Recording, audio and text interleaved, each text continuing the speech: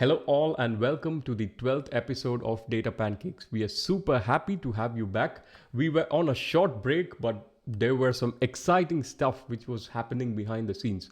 So, Piethein has worked and released his new book, which we will be talking about in the first part of this episode.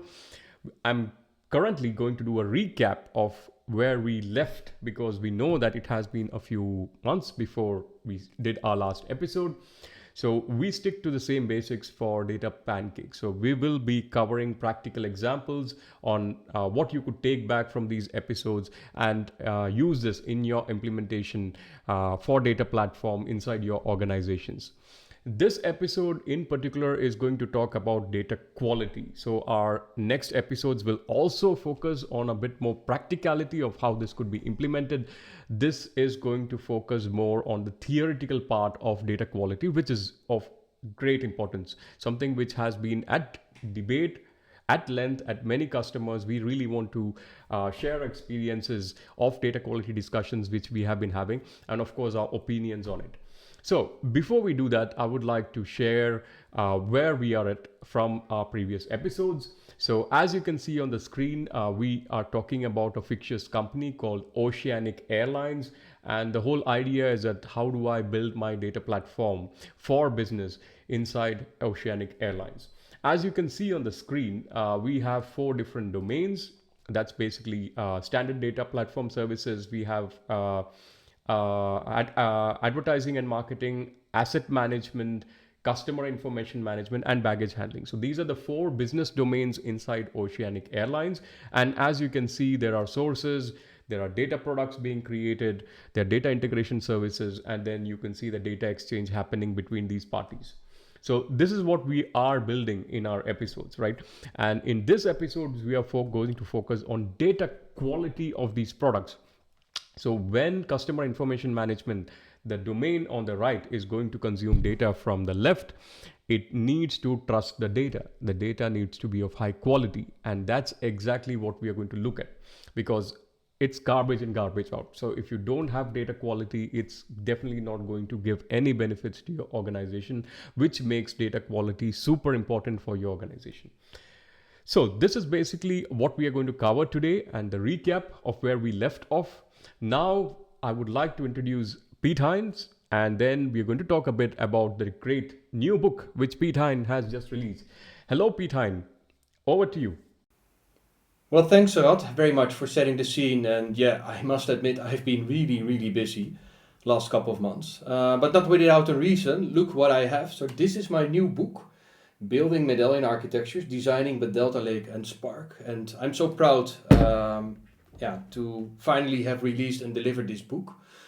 And it also nicely links back to all of the content we have produced. So in all of the conversations, so that you and I and the listeners to our Pancakes channel, so the ones we had, so all of that content is also mapped back into the book. So if you have been watching those episodes, lots of content must be really familiar to you. So which I feel is a great thing. So, and I'm also happy to be back, and so that you and I, we can work on new episodes. So Peter, and I have a question for you. We have seen some great reviews for this book. There's a lot of excitement in the community, in the data management and data governance space, which is actually discussing a lot about this book. So why did you write this book? That's a question which definitely users would actually ask, right? So I would like to ask the same question because we have Data Management at Scale, which was a really great book. And then what actually prompted you to write a second book, which was focused on medallion architectures? Yeah, it's a very good question. It's because of that word medallion architecture. I see all enterprises in one way or another way. They are building these architectures, so it's quite a popular data design pattern. But yeah, it really boils down to the details, and lots of enterprises, they struggle with the interpretation of this concept. So they map those layers to physical layers rather than logical layers, for instance. But they also really find hard to determine what exactly happens in bronze or in silver or, for instance, in gold. And then there's this relationship, like with, for instance, data mesh, and could you use a Medallion architecture to facilitate a data mesh way of working, for instance. So all enterprises I worked with, they constantly came forward with all these different type of questions. So I thought, you know what, I will write a book for you, showing exactly how what this is. So the book is organized in a way. So the first part really does an historical reflection. So where do we come from with data warehousing and lake houses, and then how does Medallion exactly fit into this? Quite some lengthy content is there, more theoretically describing what a Medallion architecture is about. Then there's a really hands-on tutorial. Next, there are case studies. So I worked with 3 different customers, small, medium, really large, and you can learn so how these different enterprises have designed their architectures. And then after that, I go really deep into decentralization, data mesh, security, governance, but also AI. So how does AI, generative AI, fit in the Medallion architecture? And for instance, can you use a Medallion architecture for managing your unstructured data? So if you Google and you search for managing unstructured data, there's barely anything to find. Although I must admit, so in the conversations I had with enterprise, they really struggle also with how to manage their unstructured data really well. That's some amazing content which you have really worked on end to end, Piethein. So that gets me to my second question, right? So during our third episode rather, we worked on a lot of personas, defining which personas are present in an organization, and basically what are the responsibilities for each persona. So from your perspective, which personas need to read this book? Because this is a ton of valuable information. We definitely want this to land at the right personas. So from your perspective, who would be the right personas for which you would recommend should definitely read this book? Yeah, again, good question. And I must admit, I really took a different approach compared to the book Data Management at Scale. Data Management at Scale I wrote because I wanted to write something and deliver that to the data community, but not maybe listening very much to what data enthusiasts would like to hear and see. Here I turned it around. So before I started writing, I asked and conducted lots of information about what people really would like to get out of this book. So if you would like, for instance, rate it with a 5-star review, what would be then required in terms of that. So, and I took all of these considerations into account. So this book targeted data architects, data engineers predominantly, but also data governance folks. So that's, I feel, the main core audience of this book. And also the listeners, of course, of this channel. So if you are in, I think you will like this a lot. That's great, Piethein. So that gets me to the last question before we start off with the content for this episode. That's basically, how is this book different from Data Management at Scale? So what is your opinion on what are the primary differences in how you approached book 1 versus book 2? Could you share that with the audience? Yeah, data management at Scale is really a more high-level, abstract view on what data management is about, how to make it scalable. But lots of people liked it, but I must admit there were also some negative reviews that said, well, this book is too conceptual, not practical enough. This book is really different. So in this book you will find lots of code snippets, examples, different patterns. There's a tutorial you will learn from others. So those who will read it cannot say you cannot use it and apply it immediately to your own work. So it's hands-on, very unlike the other book, I must admit. Well, thank you, Piethein. I think this book is going to be a really useful book for any data professional and anyone working with data management and data governance at their organization. With this, we come into the theme for this episode, which is about data quality. It has been a top ask, and we deal with this question on a day-to-day basis. So when we talk about data quality, why is it important? It's about trusting the data. So that's the biggest pillar, right? So the whole idea to build business critical reports and then use that for business decisions is the underlying foundation. You need to have good data. So if you don't have good data quality, then there is no use in building a data platform in your organization. So this needs to be core for any data platform in any data organization. So when we look at data quality, there are many different varieties or variations of data quality. So we have technical data quality, which is more about checking correctness of the data, looking at technical primary key existence, is it unique value, null values, which are generic and can be applied at an earlier stage of your data ingestion. Then there is the more advanced data quality, which is coming in from business. So the business teams, for example, in the Oceanic Airlines, inside arrivals, for instance, as an example, would know that basically in this particular data product, they would like to have rule 1, 2, 3 checked. And only then that is consumable for creating any reports within the arrival section. So that's what makes the importance of data quality so high in your organization. So with that, I would like to invite Piethein again so that he can walk through on the concepts of data quality, where they can be applied, and in the example which we have, which talks about a data consumer and a data producer, and how the data quality is being handled in each of these layers. Well, thanks a lot. So for discussing data quality, what I've done, I've created an architectural design, and let me put it here on the screen. And high level, what you see on the left, this is where these data providers sit and the data comes from. So usually, typically our transactional source systems.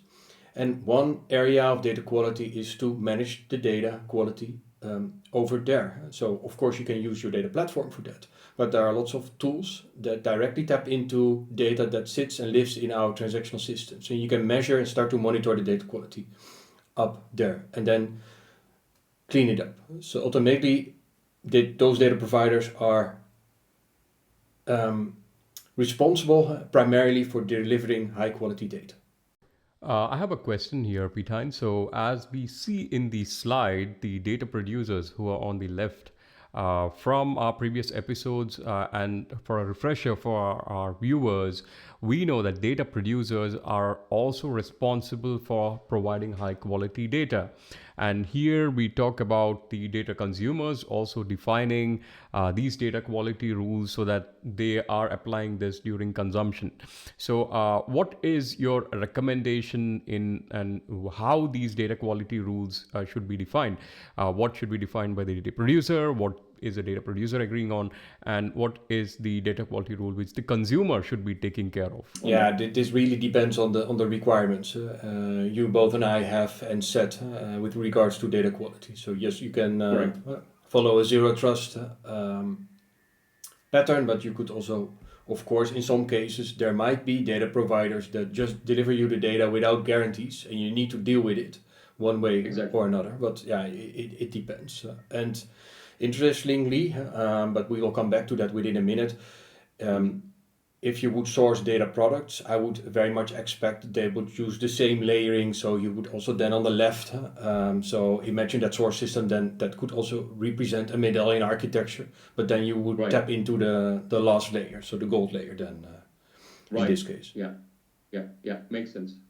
Yeah, then so going back, so the sources, so you expect high accurate data coming from there, and then you pass it into your data platform. Typically, I see a Medallion architecture there at most enterprises. You let it land on a landing zone, intermediate landing zone, but if the source system has robust and safe, secure ingestion techniques, you could also do direct ingestion into the bronze layer.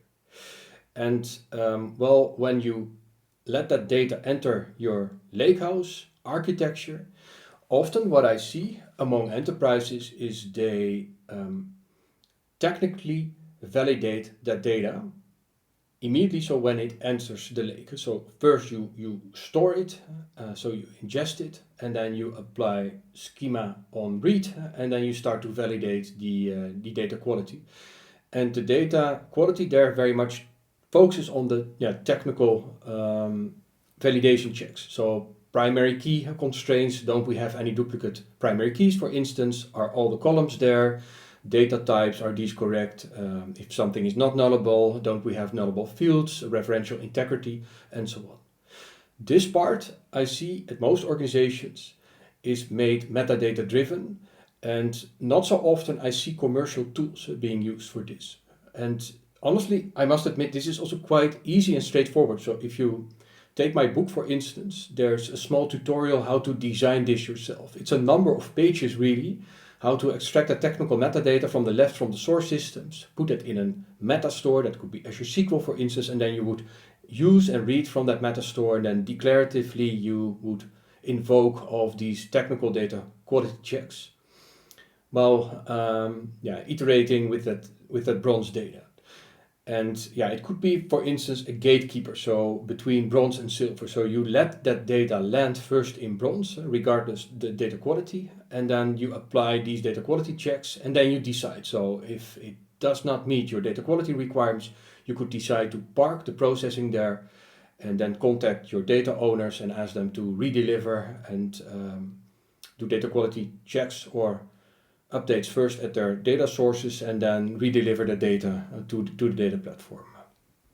Another question, Piethein. So we see this pattern and we hear this a lot from our customers, right? So where we have these technical data quality checks which are defined on the data consumer side, which talks about things like primary key violations, cardinality of columns, null checks, which are primarily technical data quality checks. We capture them during ingestion. It's written to an error file, and then the producer is informed. That's one pattern which we see a lot.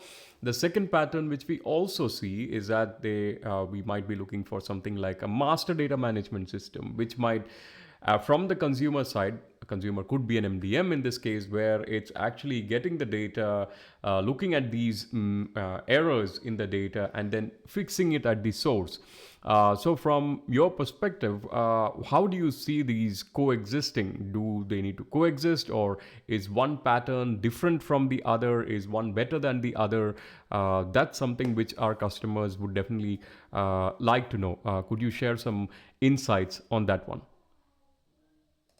Yeah, they could coexist, for instance. So, but the bronze layer, so the first part, ingestion, is really that focuses on the technical validation, so the technicality of the data. But say now you have that bronze data, which is an exact copy of the data on the left of your source system. So it has the identical structure and identical data. You could then very well use the bronze layer also for functionally profiling data, detecting inconsistencies, but those usually should be funneled back then to the source system. So instead of directly applying data quality on the source, you could also do that reactively on your bronze layer, knowing it's an exact copy. So that's a pattern I see quite a lot among large enterprises. Right. And then moving forward, so say we have now data which is technically correct and we have validated that in bronze. We move it to the next layer, which is silver. And then I see data quality, so the focus changes. It's really about cleaning and improving the data there. So correcting inconsistencies, standardizing the data across different data sets, conforming data, applying some enterprise-wide standardization on that data. You apply consistency checks, fix ranges, and there more often I see frameworks like DBT or Great Expectations are being used. And since this can be really complex, I often see at enterprises they do this within their notebook. So programmatically they write down all of these rules. You could store these in a data quality rule database, for instance, you see at the top, or directly you store them in your notebooks.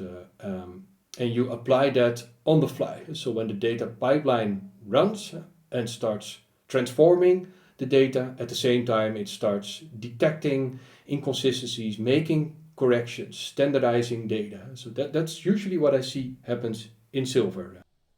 Another question, Peter. So in the diagram, when we look at it, we have the bronze layer where we took at primary key constraint, missing columns, incorrect data types. Those indeed are technical data qualities. They can be defined generically. It can be done by a central team, and it's basically could be applied during ingestion, right?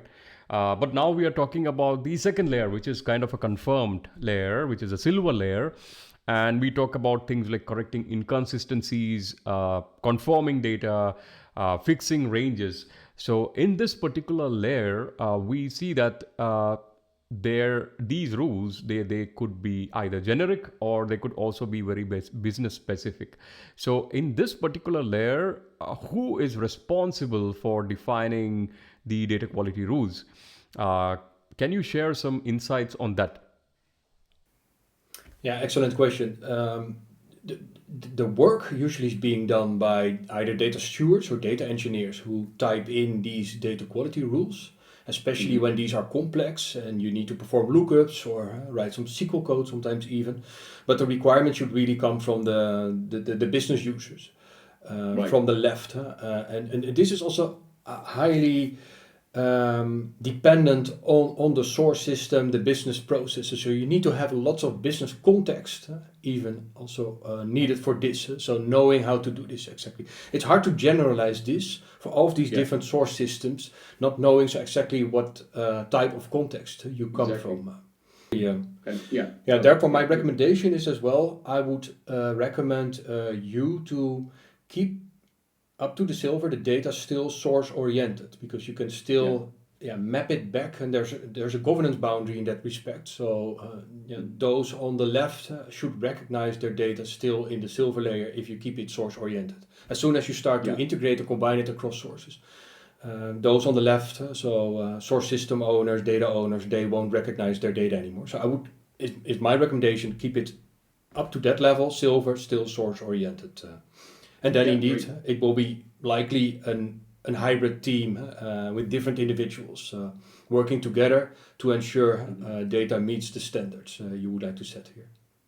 Yeah, that's clear. Great. And then on the results, there I really see different approaches. So some, they split out the invalid data into different delta files, for instance, so you can see what data is technically or functionally incorrect.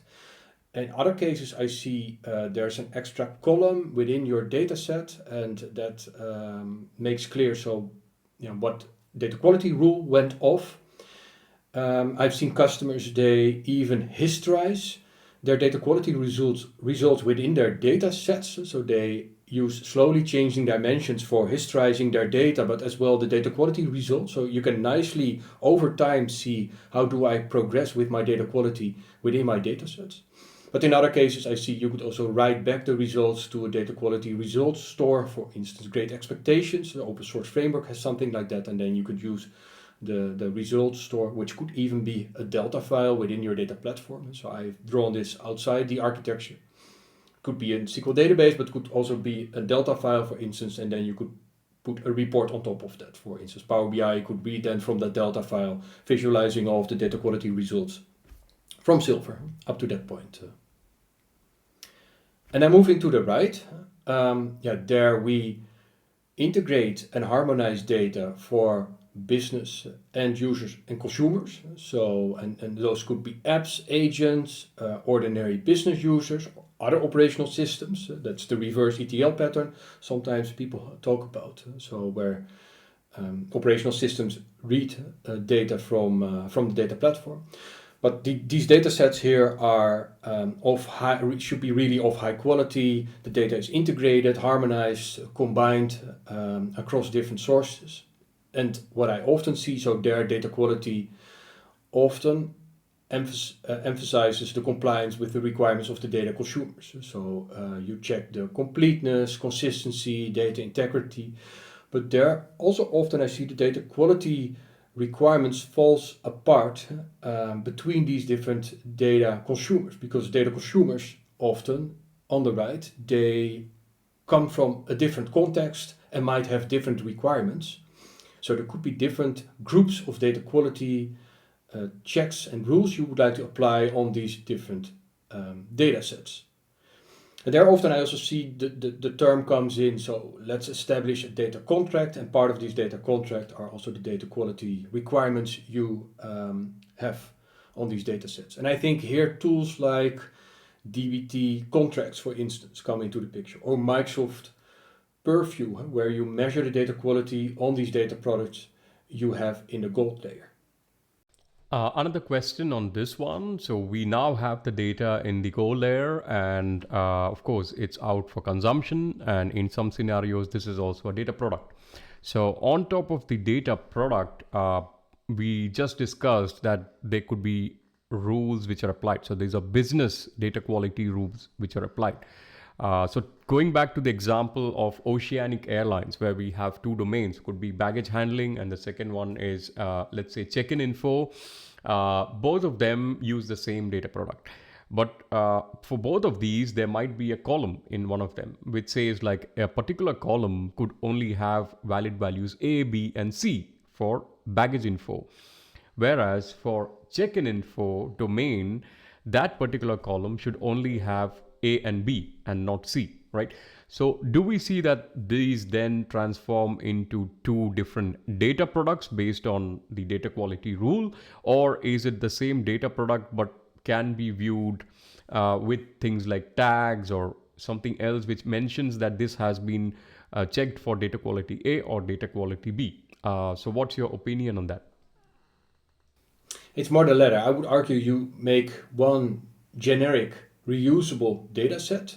Those data sets you would combine then in a data product.